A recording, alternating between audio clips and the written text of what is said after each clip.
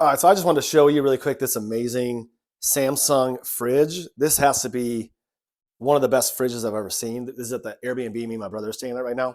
But I'm just going to open it up. It's empty. So you're going to see it in all of its glory, in its glorious emptiness right now.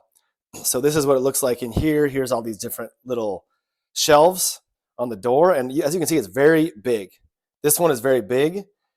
And it's got these drawers down here. It's got, let me just show you right here, has this little vibe going on over here. Here's this door. But then, so we're gonna close that. Actually, before I even open that, here's the vibe for the water and the ice. Here's this nice little drawer down here. That's crazy. So that's amazing.